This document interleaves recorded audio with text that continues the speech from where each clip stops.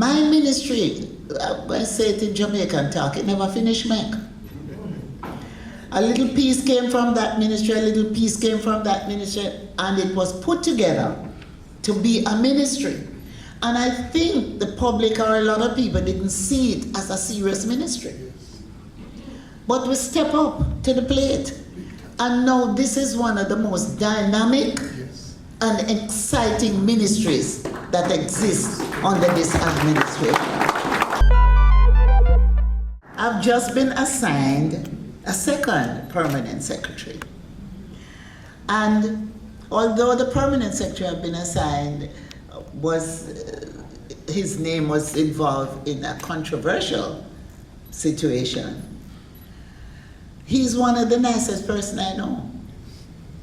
And yesterday we met, myself, P.S. Thorpe and P.S. Bernard, and we had a very interesting, informative and productive meeting. And I'm really very happy about that because I do not have a chief technical director either. And my ministry, I say it in Jamaican talk, it never finished make. A little piece came from that ministry, a little piece came from that ministry, and it was put together to be a ministry. And I think the public or a lot of people didn't see it as a serious ministry. But we step up to the plate. And now this is one of the most dynamic and exciting ministries that exist under this administration. And we are at the center of Brand Jamaica. So we deal with serious business. We don't only go out and play music. We don't only go out and involve ourselves in sporting activities. But there is the business aspect of sports and entertainment. Sports, which I call physical culture, which is also entertainment. And so the culture, the entertainment, and the sports, and of course gender is cross-cutting, is important in our whole development of a nation. And so I'm very happy that the team has been strengthened and the way it has been done. P.S. Thorpe will be responsible for gender and sports, and P.S. Bernard will be responsible for entertainment, culture, commemorative events, and special projects. And special projects, very, very critical, under him will fall the stadium complex development. And I know there have been, media has been asking, and my good friend Carol has shared the tour of the stadium that the Deputy General Manager conducted. It showed all the things that need to be done. Yes, we recognize that. And we have been doing what we can in working with what we have and trying to make the facilities as safe and as comfortable as possible to the extent we can at this time. The development of the stadium complex is a major, major project. It's going to cost a whole lot of money. And we have gotten to the stage where we are now going to architectural drawings. The Ministry of Finance wrote to us. They've asked for certain things, and the things they've asked for will cost quite a bit of money. When we're finished providing those things, then we will go to construction. But the procurement process, all of this will take about a year. But we will have a velodrome. The one that now exists in the stadium is obsolete. So we will have a velodrome, a standalone facility. We're going to ramp up the plans for the sports museum, and the stadium itself will be a modern facility it's covered. The bleachers will be covered, semi-covered, like other stadium. We'll have a new section for the Royal Box. We're putting in an additional 10,000 seats and a special state-of-the-art anti-doping facility. We're going to have small banquet facilities so that you can have your events there. And the facility won't only be used when we have big events, but it will be also a facility to be used for small events, your banquet, your dinners, and so on. And of course, we are going to do something special about the parking. So, you know, takes a little time to get these things done, especially when you're competing for limited resources. Fortunately, our economy has bounced back and we can do that much more. Our capital projects can now move. And I just want to say to all of you that these major developments will take a little time. It will take it takes a year to get to the point where we can go to construction. And then after that, it will take another 3 years to complete the development. But it will be done in phases because we cannot afford to close the stadium. So we will do the development over 3 years in phases. And so all that's left for me to say now is to thank the sponsors and the partners. So Gayle, 35 million in total for the cycle to the World Championship. How much a big boost this is 1 week to go for the World Championship? Tremendous. Simply put, tremendous. This will go a far way in ensuring not only the proper and efficient management of the championships, but also that qualified athletes will not be left behind.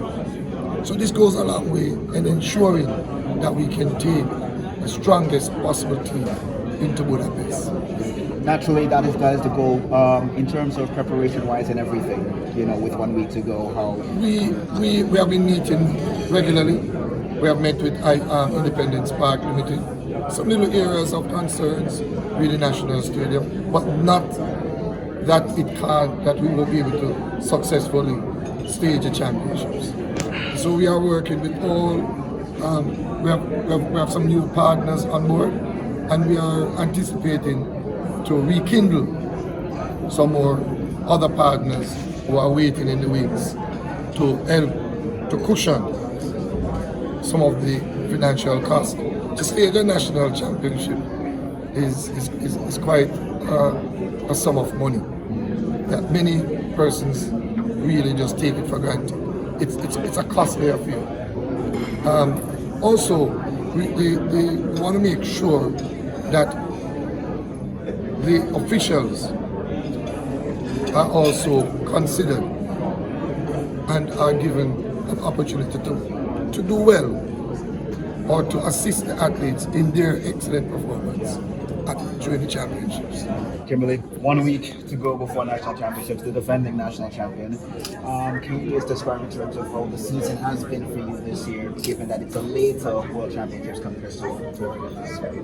You know, honestly, this season has been crazy. It's honestly been a roller coaster year for me. With not competing at my best at the start of the season and trying to adjust to having a late World Championships, because for me this is a lot of this is new. So, but it's been, these last couple of weeks of training has been really amazing. Excited and looking forward to our championships and Budapest afterwards. Last year was my best season ever. I've had a lot of success last year, and then coming into this year, the goal was always to just replicate and do better. And I felt like I put a lot of pressure on myself in that mindset, and that had really affected my performance starting out this season. So, you know, I had to just take a step back and reset mentally and regain my focus on what the goal is. So I think right now I'm in a lot better place. So I'm definitely looking forward to what the rest of the season brings.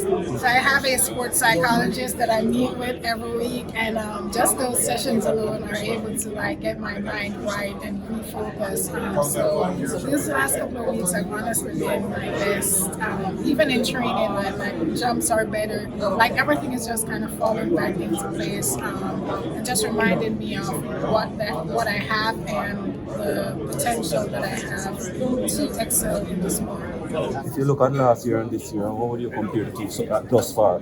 about the season? Well, as I said, I get a lot of experience last year. Now I'm just using it, so I'm good. The 100 meter men's most anticipated race of the championships this year, especially. 1 week to champs in terms of your mindset and everything. Do you feel more relaxed compared to last year? Well, yes. As I said, I'm just going out here having fun, I just do it after. We are looking at ensuring that the officials do their best and that they are alert. And we believe we would have covered the more critical areas to ensure we navigate for the championships to the best for the athletes. Do you feel that as an administrator and maybe as a fan as well, do you feel that this will be the most highly contested national championship? Most definitely. Each year, the rivalry among our athletes and the juniors are stepping up. There's no two way about that. Our juniors are stepping up and they are looking to gain their place in stardom and also to continue the sport on a professional level.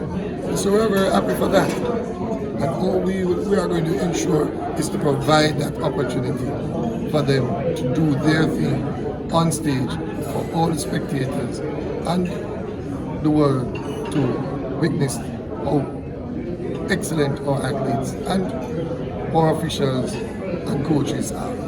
I know that one of the concerns for this local track and meet season, some of the local meets, sometimes ending 10:30 a little bit on time, was how concerned are you that it's too elongated, and what are you trying to do? We have already started the debriefing. There are some things which we will be changing going into next year. The formatting, the structure. 1 week to go before national champions. I feel like getting the World Championship standard a few weeks ago must have settled your nerves after a season this year that's trying to get in terms of make sure you have the form right from that injury. Do you feel that you're much more settled now going into the championships? Yeah, man. Honestly, to get standard was never really an issue for me. Like, it was always about actually getting a mark that I was proud of. To be honest, I felt I'm better than the 68, but when all is said and done, it is what it is. I got the mark. Now I'm a bit more comfortable. I'm settled, as you said. So it's just about prepping for the trials and prepping for the championships. Do you feel that the national championships this year will be a lot more competitive? Roger Stoner hitting championships, Terrence Michael hitting it earlier. Of course, there's Chad Wright and Kai Chang and all those other boys. Do you feel that it's going to be the most competitive championship for you this year? Definitely. Based on just the numbers alone, you realize that most guys are actually firing. So you have 3 guys over 68 this year. You have Kai who's catching form now, and I traded Kai, so Kai is definitely an issue. Travis also, come on, Travis has always been an issue. So really and truly, in these trials, if you slip, you slide, really. So when all is said and done, you just have to come and perform on the day, because Stoner is a killer, NCAA is a silver medalist or so. Everyone wants it. Chad, a major competitor. Chad, one of the best competitors that I can see. So as I say, you just have to be ready, and it is what it is. You have to prep for the trials, and then we'll see after that. Do you feel that the iron sharpen irons mentality? Most definitely. That drives you now, especially with 1 week to go? Do you feel more excited for this championships this year than compared to last year? I think last year I was out because of the grind thing. This year, it did affect me about 2 weeks ago before races. Actually on the other side, but eventually I feel, based on how I feel, I know that if I can move even whatever, I should be good. So it's just definitely this is the hottest trial, and I'm glad to be a part of it. I just want to feel okay on the day, and let's see what happens. Health-wise, a lot better than races. Yes, most definitely. I went to Europe a few weeks ago, and I did well. I did way better than I did in Jamaica. So I'm good, and that was competition with the major guys. So I can't complain at all. Going to the World Championship is really a stepping stone. This would be my 3rd World Championships, and the Olympics has always been the goal. So this is just a stepping stone. I'm excited. I do know that I will be in Budapest, right? That is not even a question. My goal going into Budapest is definitely to be in the top 8. Last year I made it to the finals, which was a first for us Jamaican female high jumpers. This year the goal is definitely to be in the top 8 at Budapest. It's amazing to see the strides that field events is making in Jamaica, and this year going to Budapest, I do believe Jamaica will have the largest field events delegation that they've ever had, and that in itself is exciting. So our performance last year was definitely motivation, and going into Budapest, it will just be another driving force to excel. Given the state of the competition now, everyone, the major guys, Stalls, Jenny, going on 17, do you feel that in terms of for this season, do you feel that you can hit close to that? I feel I'm in the best shape of my life, and we'll see what happens. No problem. So we're going to create a 2-tier system for those who are aspiring athletes and are young, and those who are more prepared elite athletes, so they can get the performance among the competitors of equal skill set, and not to put those aspiring with our elite athletes. And you feel that that will help in terms of the cutoff? Most definitely. And also will manage the sport in a way that is more enjoyable to the spectators. There's one question. There is a lot of concern, and in terms of news recently regarding this proposal regarding the enhanced games where there will be no drug testing. I don't know in terms of how much you know about that, but do you feel that there's reason concern that this proposal should take place? Is it something that we should not be concerned about, or is it a real concern that I think you as president and basically world athletics as a whole should be? It's a new initiative, and like all new initiatives, we want to be careful, analyze it more, look at what it is the governing body of World Athletics is proposing, and see how best does it assist the development of the sport, does it hinder it. We believe that World Athletics and the technocrats there would have done a good degree of analysis, and so as a member of that body, we will be working along with them to see how we can capitalize. The important thing, is to know how to prepare and then activate. I think it's a different body in terms for this enhanced games, more in terms of no drug testing and everything. So well, again, we follow World Athletics. We're a member of World Athletics, and so that's the guiding principle for us at the JAAA.